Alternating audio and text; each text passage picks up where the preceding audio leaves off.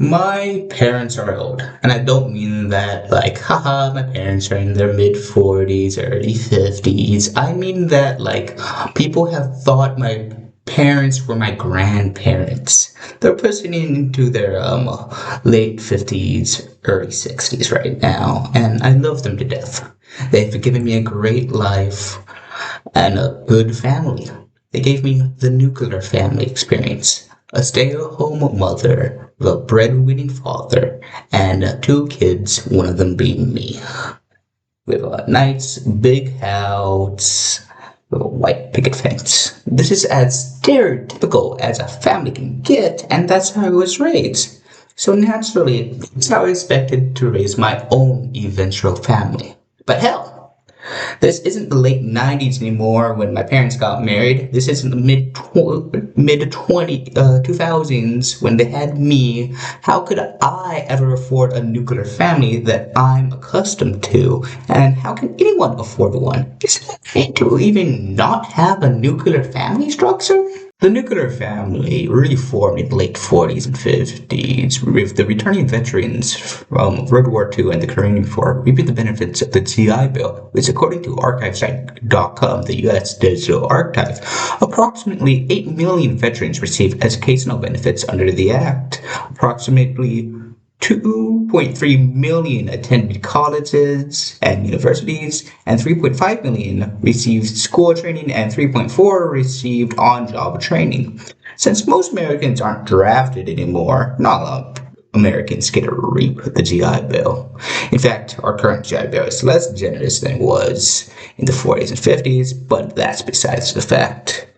They came home and had families with the abundance of money they got from their well-paying jobs from college and cheap home loans, which the GI Bill also supplemented. Speaking about houses, I'm gonna need one if I want a nuclear family, so I'll just buy one, right? Unfortunately, I can't really do that. This Forbes Advisor article had said that the median house price was $412,000 for the United States, and the median home price in my state of Washington State is $619,000 according to Redfin. Just for a little reference, when my parents bought their first home in 1997, it was for $140,000. That's a little increase of 316%. With the average down payment for a home being 10%, according to Rocket Mortgage, I would need about $61,000 to save up and put a down payment on a home. Yeah, no way in hell I could do that. I'm a college student in America. I'm down for debt anyways. I'm lucky enough to have a few good scholarship skills, but some people like my brother aren't so lucky and is currently paying back $27,000 worth of debt. The real kicker is that he's below the average. Melanie Hansen, senior editor at the Education Data Initiative, says the average federal student loan debt holder has about $37,853 worth of debt to the name. Since middle school, teachers and my parents have said that college was a surefire way to get a job that pays well. But what's the point if people are just gonna go into such debt they can't do anything other than pay that debt back for the best part of their early 20s? Cause you can't just let debt go unchecked and go unchecked. But if you do pay back that debt, how the fuck are you going to save up money for a house?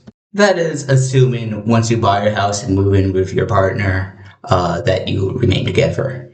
I'm not being an edgelord saying that true love is dead or something, but divorce rates and breakups have been on the rise since the early 60s. The numbers speak for themselves. The U.S. Census said that the national divorce rate for 2022 was at 7.1% compared to the 40s and 50s, where it was more at 0.25%. I'm not saying the modern day nuclear family is impossible, that you should give up on it if that's the type of family you want. I'm just saying, because of all these factors, it's way more difficult to achieve. But frankly, who cares if you can't achieve the nuclear family? The U.S. Census Bureau has shown that families have been changing throughout the years, and that's a completely normal thing to happen. If family to you is you and your partner with a cat. That's a great family. That's a perfect family, in my opinion.